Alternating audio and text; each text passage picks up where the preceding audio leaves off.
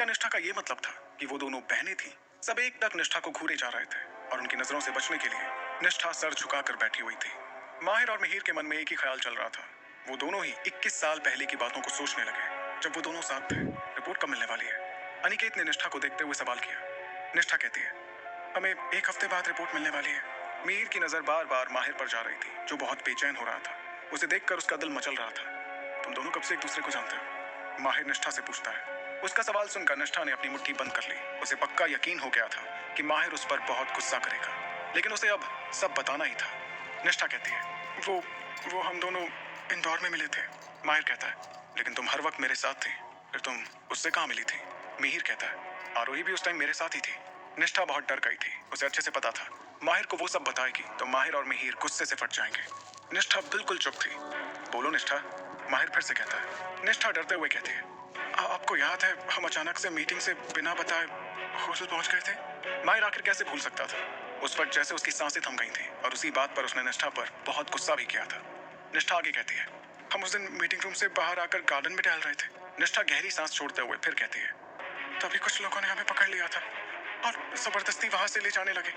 एक लड़के ने हमारी हेल्प की थी, जिससे हम वहां से भाग गए थे। माहिर का चेहरा गुस्से से लाल हो रहा था। निष्ठा माहिर को देखकर बहुत डर गई थी, लेकिन वो सब बता देना चाहती थी कि हो सकता है उन्हीं लोगों ने आरोही को पकड़ लिया हो। निष्ठा कहती है, हमारा होटल वहां से ज्यादा दूर नहीं था।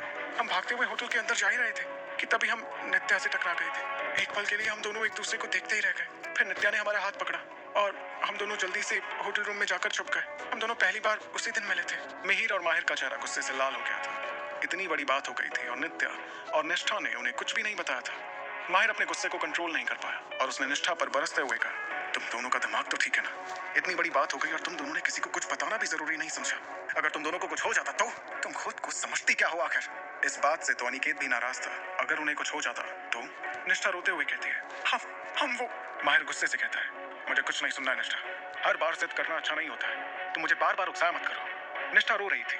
तभी विजय ने रूम का दरवाजा नॉक किया और विजय अंदर आ गया। विजय बहुत घबराया हुआ था और ठंड के दिन में भी वो पूरी तरह पसीने से भीग चुका था। विजय डरते हुए कहता है, बॉस, वो आरोही मैडम को किसी ने किडनैप कर लिया है। हमने सारी सीसीटीवी फुटेज चेक की। उन लोगों ने आरोही मैम को हॉस्पिटल में ही बेहोश किया और फिर स्ट्रेचर पर लेटाकर बाहर ले गए, जिससे किसी को कुछ पता नहीं चला।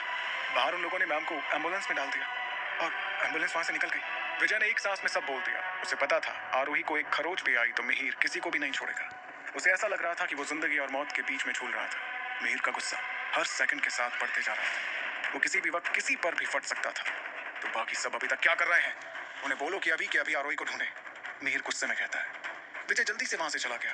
मिहिर की नीली आंखें गुस्से से लाल हो गई थी और वो बहुत खतरनाक लग रहा था। माहिर खुद को शांत करते हुए कहता है, मुझे लगता है हमें एक बार फिर से सीसीटीवी फुटेज देख लेनी चाहिए। सब सीसीटीवी की फुटेज देखने रूम में चले गए। निष्ठा बस रोई जा रही थी। उसे ऐसा लग रहा था कि सब उसी की वजह से हो रहा है। मिहिर, माहिर और अनिकेत की नजर लगातार कंप्यूटर की स्क्रीन पर थी।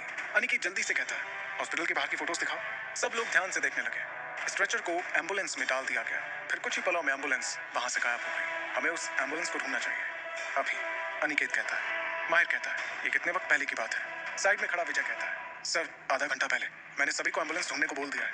हमें जल्दी खबर मिल जाएगी। मिहिर कहता है, निष्ठा का मोबाइल ट्रेस करो। वहीं दूसरी ओर आरोही को धीरे धीरे होश आने लगा था। उसने धीरे से अपनी आंखें खोली। उसे सब याद आने लगा कि किसी ने उसे पीछे से पकड़कर बेहोश कर दिया। उसके बाद क्या हुआ उसे कुछ याद नहीं था। वो चारों ओर नजरें घुमाकर देखने लगी। वहां अंधेरा था और कुछ लोग आसपास खड़े थे। उसे समझने में देरी नहीं लगी कि वो किडनैप हो गई थी। आरोही बहुत घबरा रही थी कि कहीं ये वो लोग तो नहीं जिनसे वो लगातार इतने सालों से बच रही थी। उसके हाथ पैर रस्सी से बंधे हुए थे और उसके मुंह को बांध दिया गया था। वो खुद को आजाद कराने की पूरी कोशिश कर रही थी। तभी सामने खड़े गुंडे आरोही को छटपटाते हुए देखने लगे। वो सब आरोही को ऐसे देख रहे थे जैसे कोई अपने शिकार को देख रहा। सामने खड़ा एक गुंडा कहता है, अरे अरे इतनी क्यों तड़प रही हो? बहुत जल्द हम तुम्हें खोल देंगे, फिर तुम हमारी बाहों में होंगी। उसकी बात सुनकर वहां खड़े सभी लोग हंसने लगे। उन्हें देखकर आरोही ये सोचकर रिलैक्स हो गई कि ये वो लोग नहीं थे, लेकिन उसे जल्दी वहां से निकलना था। उसे निष्ठा का ख्याल आया कि वो हॉस्पिटल में उसे ढूंढ रही होगी। तभी कोई धीरे धीरे चलते हुए उसके पास आने लगा। अंधेरे की वजह से उसका चेहरा ठीक से नहीं दिख रहा था। वो जैसे जैसे पास आ रहा था, आरोही समझने की कोशिश कर रही थी कि ये कौन इंसान है। वो इंसान जैसे थोड़ी रोशनी में आया, आरोही उसे देखकर पूरी तरह से शॉक्ड हो गई। सामने एक लड़की पूरे एटीट्यूड के साथ खड़ी थी। उसके चेहरे पर एक शैतानी मुस्कान थी और वो आरोही को घूर कर देख रही थी, जैसे वो आंखों ही आंखों से आरोही का कत्ल कर देगी। वो लड़की सामने आई और आरोही के मुंह को जोर से अपने हाथों से पकड़ लिया। उसके ऐसा करते ही आरोही लंबी लंबी सांसें भरने लगी। तुम ऋतु, ये सब तुमने किया है? आरोही उसे देखते हुए कहती है। ऋतु मुस्कुराते हुए कहती है, ओह बुरा लग रहा है। हाँ, ये सब मैंने किया है। कोई बात नहीं, इन लोगों को देख रही हो ना, ये लोग तुम्हें बहुत जल्दी खुश कर देंगे। आरोही आसपास खड़े उन गुंडों को देखने लगी। फिर वो ऋतु को देखते हुए गुस्से से कहती है, तुम्हारा दिमाग खराब हो गया है। मिहिर को पता चलेगा तो वो तुम्हें छोड़ेगा नहीं। ऋतु ऋतु कहती है, उसे बताएगा कौन? तुम। पर तुम जब इस दुनिया में ही नहीं रहोगी तो उसे बताओगी कैसे? क्यों कर रही हो तुम ये सब? आखिर चाहती क्या हो तुम? आरोही कहती है। आरोही धीरे धीरे अपनी रस्सी को ढीला करते जा रही थी। उसे कुछ भी करके ऋतु को उलझा कर रखना था, जिससे उसे रस्सी खोलने के लिए थोड़ा और टाइम मिल सके। ऋतु गुस्से से कहती है, मैं तुम्हें मार देना चाहती हूँ। आखिर तुम्हारी हिम्मत भी कैसे हुई मिहिर के इतने करीब जाने की? एक बात अच्छे से जान लो तुम, मिहिर सिर्फ मेरा है, मेरा। मैंने हमेशा सिर्फ उससे ही प्यार किया है। और जब से तुम आई हो ना, वो मेरी तरफ देखता भी नहीं है। उसने आज तक किसी लड़की की ओर एक नजर भी नहीं देखा था। और तुमने पता नहीं उस पर कौन सा जादू कर दिया कि उसने तुमसे शादी कर ली। लेकिन अब मैं उसे तुमसे हमेशा के लिए दूर कर दूंगी। फिर वो सिर्फ मेरा होगा। आरोही कहती है, मैंने कुछ भी नहीं किया था। तुम्हारा दोस्त ही खुद मेरे पास आया था और उसने मुझसे शादी की है। ऐसा हो ही नहीं सकता। मिहिर लड़कियों से हमेशा 10 कदम दूर रहता है। तुमने ही उसे सीड्यूस किया होगा। ऋतु गुस्से में तमतमाते हुए कहती है। आरोही कहती है, ये तुम्हारी गलतफहमी है और अगर तुम्हें मिहिर पसंद नहीं करता तो मैं क्या कर सकती हूँ इसमें? आरोही ने धीरे से पीछे से अपनी रस्सी खोल ली। वो चारों ओर नजरें घुमाकर अपना फोन ढूंढने लगी। तभी ऋतु आरोही के बाल खींचते हुए कहती है, अगर वो मुझे पसंद नहीं करता तो क्या? वो तुम्हें भी पसंद नहीं करेगा। अब देखते जाओ यार तुम्हारे साथ क्या क्या होने वाला है। फिर वो एक डेविल स्माइल करते हुए वहां से चली गई। उसकी टिक टिक करती हिल की आवाज अभी भी आरोही के कानों में पड़ रही थी। वो गुंडे भी ऋतु के पीछे चले गए। आरोही ने जल्दी से अपने पैर की रस्सियों को खोला और वो चारों ओर नजरें घुमाकर फोन ढूंढने लगी। उसे अपना फोन कहीं नहीं मिला। आरोही भागने के लिए रास्ता ढूंढने लगी। चारों ओर धूल और बहुत गंदगी थी। वो कोई पुरानी खंडर जैसी जगह थी। वो थोड़ी बड़ी जगह थी जहां बहुत सारा सामान और बोरे रखे हुए थे। तभी आरोही को कदमों की आहट सुनाई दी और वो घबरा गई। वो जल्दी से साइड में रखे बोरों के बीच में छुप गई। 2 गुंडे वहां आए तो उन्होंने देखा कि आरोही वहां नहीं थी और रस्सियां वहीं पड़ी हुई थी। उन दोनों ने सभी लोगों को आवाज लगाई और फिर सभी लोग आरोही को ढूंढने लगे। सामने खड़ा एक गुंडा जिसकी आंखों के चारों ओर काले गहरे गड्ढे थे। उसके गाल जरूरत से ज्यादा फूले हुए थे और उसके बाल लंबे और घुंघराले थे। वो गुस्से से कहता है, ढूंढो उसे, नहीं तो हम सब के सब मारे जाएंगे। वो एक बार मिल जाए फिर बताता हूँ उसे। सब आरोही को ढूंढने लगे। आरोही ने साइड में पड़ा हुआ एक पत्थर का टुकड़ा उठाया और जोर से उसकी दूसरी ओर फेंक दिया। सब लोग दौड़ते हुए दूसरी ओर चले गए। आरोही जल्दी से दूसरी ओर भागी। वो बहुत बड़ी जगह थी। वो बाहर का रास्ता ढूंढने लगी। उसे कुछ समझ नहीं आ रहा था। तभी उसे एक खिड़की दिखाई दी। वो जल्दी से जाकर उसे खोलने लगी। फिर उसने खिड़की से बाहर देखा तो वो जंगल का इलाका था।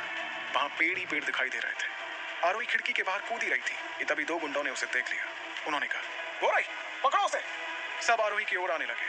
आरोही जल्दी से खिड़की के बाहर कूद गई और तेजी से भागने लगी। वो अच्छे से जानती थी कि वो ज्यादा देर तक नहीं भाग पाएगी।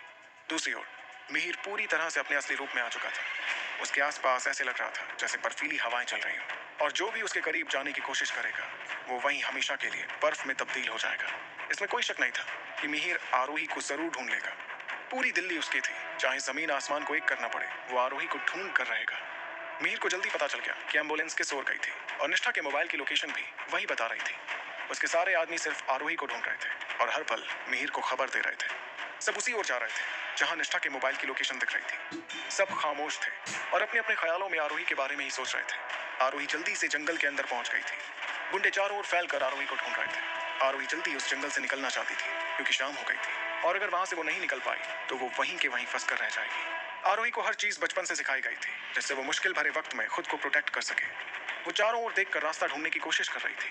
आरोही को दूर से रोड दिखा लेकिन सारे गुंडे उसके आसपास ही थे। अगर वो उस ओर गई तो वो पक्का पकड़ी जाएगी। वो सोच रही थी कि अब क्या किया जाए कि अचानक से एक गुंडे ने आकर आरोही को पीछे से पकड़ लिया, जिससे आरोही डर गई। अब पकड़ में आ गई, कब से भगा रही है हम सबको। ए, इधर आओ। वो गुंडा आरोही के बाजू के कपड़े को जोर से फाड़ देता है। आरोही अपना होश खोते जा रही थी। एक एक करके उसके दिमाग में मूवी की तरह पुरानी बातें घूमने लगी थी। सब आरोही को घेर कर खड़े हो गए थे। वो उसके साथ सब कुछ करते लेकिन उससे पहले ही जिसने आरोही को पकड़ रखा था, आरोही ने उसे अपने पैर से जोर से धक्का दिया और वो दूर जाकर गिरा। सब हैरान हो गए। एक एक करके सब आरोही की ओर बढ़ने लगे लेकिन आरोही सबको अपने आगे टिकने नहीं दे रही थी। तभी एक गुंडा चाकू लेकर आरोही की तरफ बढ़ा। आरोही ने उसके हाथ को जोर से मोड़ दिया जिससे उसकी दर्द भरी चीख निकल गई। आरोही का ऐसा रूप देखकर सब हैरान थे। कि भोली भाली सी दिखने वाली लड़की ऐसा भी कर सकती थी। आरोही होश में नहीं थी, उसकी आंखें लाल हो गई थी। उसने जैसे काली माँ का रूप ले लिया था। उसका पूरा बदन दर्द से टूट रहा था। उसे पता था उसके लगातार ऐसे करने से वो कई दिनों तक बेहोश हो सकती थी, लेकिन वो इन गंदे लोगों के हाथ नहीं आना चाहती थी। वो लोग मेन रोड से ज्यादा दूर नहीं थे, वहां से रोड साफ दिखाई दे रही थी। सब जमीन पर पड़े थे। जिसने आरोही के कपड़े फाड़े थे, आरोही उसकी ओर बढ़ रही थी। वो लड़का उठकर तेजी से रोड की ओर भागने लगा। आरोही उस इंसान को मार देना चाहती थी। आरोही उसके पीछे भागी। वो इतने दर्द में थी कि अब उससे चला भी नहीं जा रहा था। वो रोड के पास जाकर बेहोश हो गई। अचानक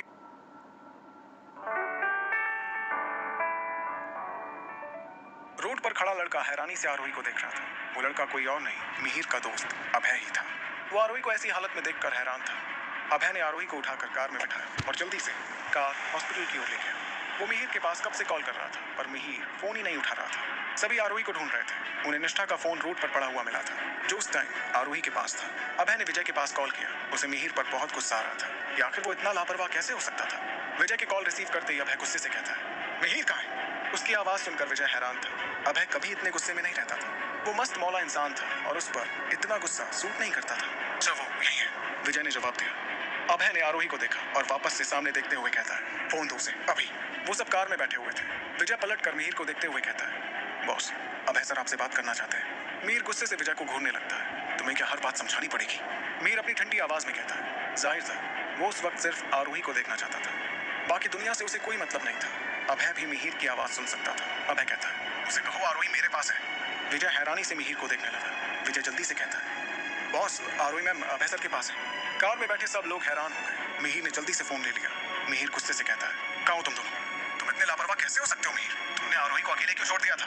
उसकी क्या हालत हो गई है? क्या तुम भूल गए हो कि आरोही तुम्हारी जिम्मेदारी है? अभय कहता है। मिहिर का दिल बैठा जा रहा था। वो बस कैसे भी हो आरोही के पास जाना चाहता था। मैं आरोही को हॉस्पिटल लेकर जा रहा हूँ, तुम जल्दी से वहां आ जाओ। अभय ने ये कहते हुए फोन रख दिया। करीब आधे घंटे बाद सब हॉस्पिटल पहुंच गए। मिहिर दौड़ते हुए हॉस्पिटल के अंदर गया। मिहिर अभय को देखने लगा।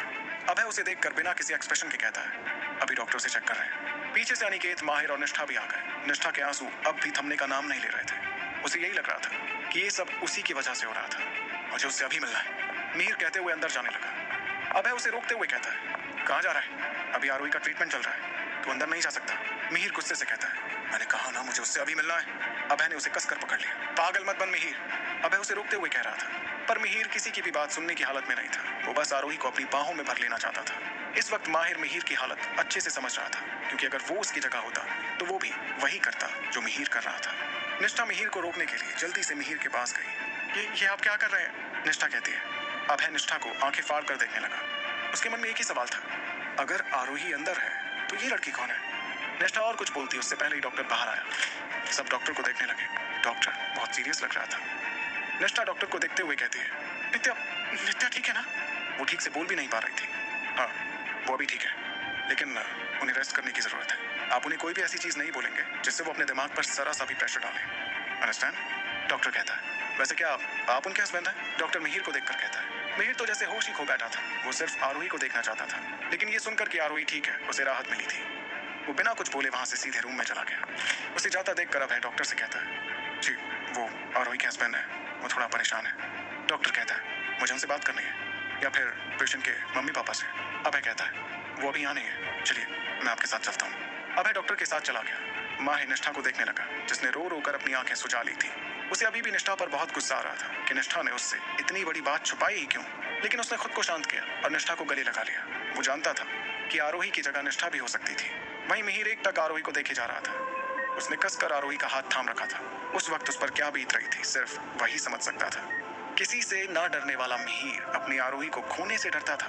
पहले ही वो किसी को अपनी वजह से खो चुका था और वो आरोही को किसी भी कीमत पर नहीं खोना चाहता था। आरोही को खोने के डर की वजह से वो उसे लेकर इतना ओवर पॉसेसिव था। उसका दिल उसे बांध कर रखने को कहता था, जिससे कोई भी आरोही को उससे अलग करने के बारे में सोच भी ना सके। आरोही अभी भी बेहोश थी। उसका सुंदर सा चेहरा पीला पड़ गया था और वो बहुत कमजोर लग रही थी। निष्ठा, माहिर और अनिकेत भी रूम के अंदर आ गए। माहिर की नजर जैसे ही आरोही पर पड़ी, वो उसे देखता ही रह गया। वो दोनों इतनी एक जैसी दिखती थी कि आरोही और निष्ठा में अंतर ढूंढना भूसे के ढेर में सुई ढूंढने के बराबर था। एक पल के लिए वो 5 साल पहले की बात सोचने लगा कि कहीं वो आरोही तो नहीं, लेकिन वो अपनी फीलिंग को पूरी तरह श्योर कर लेना चाहता था कि वो आरोही थी। निष्ठा दूर से ही आरोही को देख रही थी। उसे डर था कि अगर वो आरोही के पास गई तो मिहिर कहीं नाराज ना हो जाए। वही अनिकेत की आंखें नम थी। वो इतने टाइम बाद नायरा को देख रहा था, वो भी इस हालत में। वो उसे जाकर गले लगाना चाहता था, लेकिन शायद उसके पास अब ये हक नहीं था, क्योंकि अब वो किसी और की हो चुकी थी।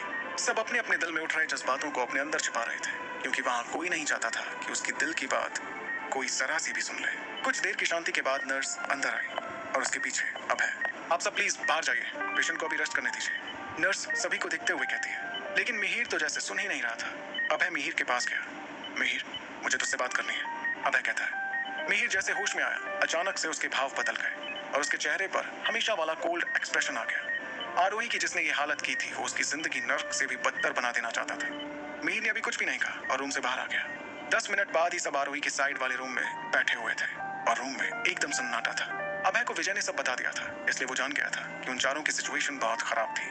अभय मिहिर को देखते हुए कहता है, मिहिर, आरोही बहुत ज्यादा वीक हो गई है। डॉक्टर ने कहा कि उसे 1 हफ्ते तक बेड रेस्ट की जरूरत है। उन्होंने कहा कि शायद पास्ट में किसी ने उसे ऐसा ड्रग दिया था जिससे वो ठीक से चलने की हालत में भी ना रहे। ड्रग इतना हाई डोज में दिया जा रहा था कि उसकी बॉडी पूरी तरह से कमजोर हो गई थी और इसी वजह से उसे अपनी बॉडी को बहुत थकाना नहीं था। वो धीरे धीरे ठीक हो रही थी, लेकिन आज उसकी हालत इतना कहते कहते वो रुक गया, क्योंकि मिहिर को देखकर ऐसा लग रहा था कि वो किसी को भी उस वक्त जान से मार देगा। अभय फिर कहता है, वो बहुत ज्यादा मेंटली डिस्टर्ब है। अगर उसे प्यार से नहीं रखा गया तो वो डिप्रेशन में चली जाएगी। अनिकेत समझने की कोशिश कर रहा था कि उसके साथ क्या हुआ होगा। वो जानता था आरोही पहले भी परेशान रहती थी, लेकिन उसने हर मुश्किल वक्त में भी जिंदगी जीना नायरा से ही सीखा था। मिहिर ने कुछ नहीं कहा, वो सिर्फ इतना जानना चाहता था कि आरोही की ये हालत आखिर की किसने थी। अनिकेत कहता है, ये तुम्हें पता है नायरा को किसने किडनैप किया था? अभय को पहले समझ नहीं आ रहा था कि नायरा कौन है, लेकिन उसकी बात को समझकर वो कहता है, पता नहीं, वो मुझे रोड पर बेहोश मिली। आसपास कुछ गुंडे थे जो जमीन पर पड़े थे और कुछ भाग रहे थे। शायद आरोही ने उनसे लड़ाई की थी। तभी इतनी देर से चुप बैठा माहिर निष्ठा की ओर देखते हुए कहता है, निष्ठा, उस दिन तुम्हें पकड़कर कौन लेकर जा रहा था? साफ साफ बताओ और एक भी झूठ नहीं।